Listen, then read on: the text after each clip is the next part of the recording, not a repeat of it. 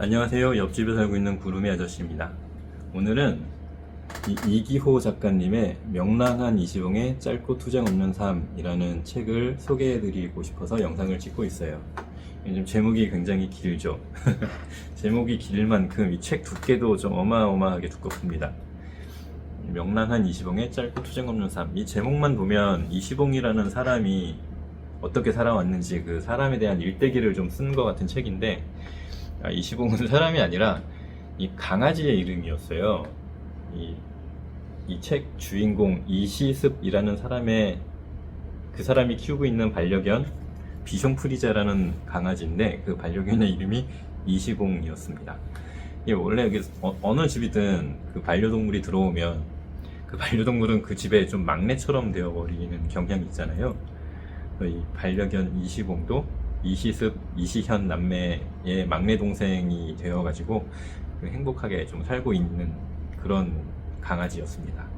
근데 어느 날 그런 이시봉이 살고 있는 동네에는 좀 사이코패스 같은 한 놈이 있었어요.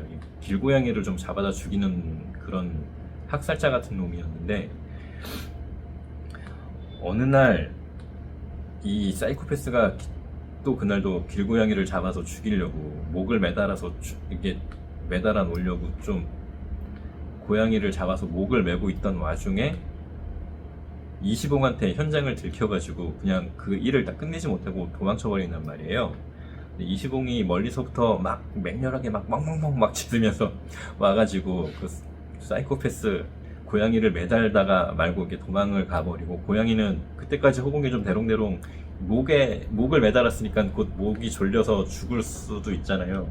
그런 와중이었는데 이시봉이 이렇게 두 발로 이렇게 앞발 이렇게 들어가지고 두 발로 이렇게 번쩍 서서 얼굴로 고양이의 이렇게 발판을 해줘서 이 고양이가 목숨을 건질 수 있는, 그래서 이시봉이 그러고 있던 와중에 그 시습이가 와서 고양이를 이렇게 수습을 하고 이렇게 도와주고 구해내줘. 이런 좀 일련의 소동이 있었는데, 이 모든 소동을 그 마을에 살고 있었던 리다라는 여자아이가 있었는데, 아이는 아니죠. 성인 어른이죠. 리다라는 여자가 동영상 촬영을 하고 있었던 거예요.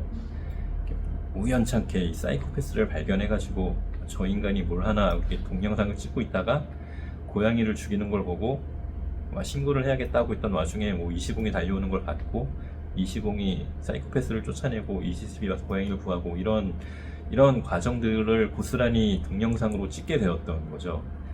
근데 그 동영상을 요즘 그 인스타그램에 예쁘게 편집을 해가지고 올린 거예요. 우리 집에 살고 있는 영혼 강아지 막 이런 식으로 포장을 좀 해가지고 올렸죠. 사람들이 이 동영상을 보고 난리가 났어요. 멋진 강아지다, 귀엽네요, 예쁘네요, 이렇게 막 좋아요 막 눌러주고 그 동영상이 막 리트윗 돼가지고 여기저기 막 온 세상에 온 세상이라 그래야 되나? 하여튼 우리나라에 엄청나게 퍼지게 된 거죠. 핫 이슈가 된 거죠. 그걸 보고 앙시앙 하우스라는 어떤 단체에서 저 강아지를 꼭 만나보고 싶다, 어떻게 하면 좋겠느냐 좀 연락이 와요.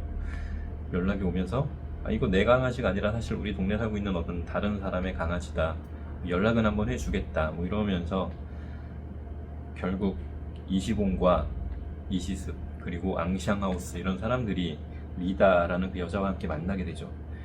이렇게 이 강아지를 보고 와 역시 다르네 이런 말을 하는 거예요. 알고 봤더니 이시봉은 평범한 비숑프리제가 아니라 프랑스 황실에서 이렇게 전해 내려왔던 엄청나게 특별한 어떤 품종이 있었나 봐요. 그 품종 단 하나 남은 직계 혈통 그런 여하간 굉장히 소중한 그런 강아지다, 이런 말을 하는 거죠. 근데 이시습은 나 강아지 그러던지 말던지 소중한 내거 이러고 있는데, 이 강아지를 둘러싼 이 사람들 간의 여러 등장인물들 간의 좀 사건과 갈등이 시작되는 거죠.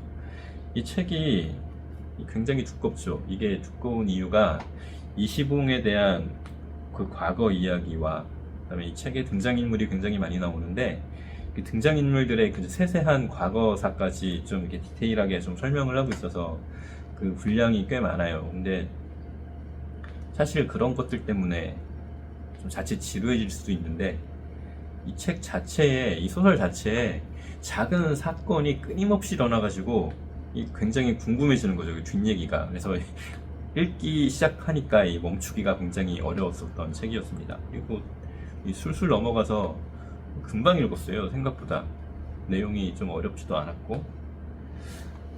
근데 뭔가 이 반려견, 그다음에 가족, 친구와 동료, 이런 것들이 나의 인생에 어떤 의미가 되어줄까, 이런 좀 고민을 할 수 있는 좀 메시지들이 많이 나왔고, 이게 책이 제 생각에는 재미도 있었고 좀 교훈적이기도 했다. 좀 두 마리 토끼를 성공적으로 다 잡아냈던 책이다 라는 느낌이 좀 들었는데, 좀 한 가지 아쉬웠던 게 뭐냐면, 좀 이 인물들 간에 좀 대립 구조가 있긴 있거든요. 근데 지금 선악이라 그래야 되나? 이 선악의 역할, 악인과 선인의 역할이 좀 뚜렷하지가 않았고, 뭔가 좀 평평한 느낌이었어요. 좀 입체적인 느낌이 없었다. 나는 얘를 응원을 하긴 해야겠지만 쟤보다는 나으니까 얘를 응원해야지, 뭐 이런 느낌?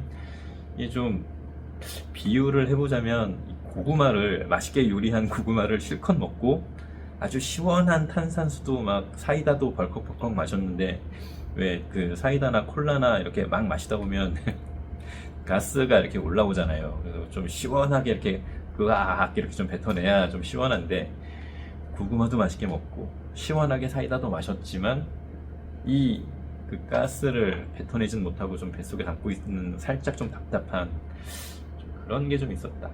여하간 뭐 저는 그랬단 말이죠. 인간들의 사정과는 상관없이 이 이야기 내내 즐겁고 유쾌하기만 했던 이시봉이라는 이 비숑 프리제가 굉장히 귀여웠던 책이었어요.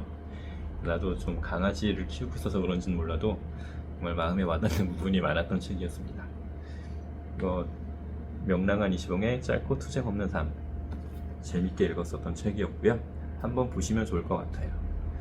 다음번에도 더 재밌는 책 소개로 돌아오겠습니다. 안녕히 계세요.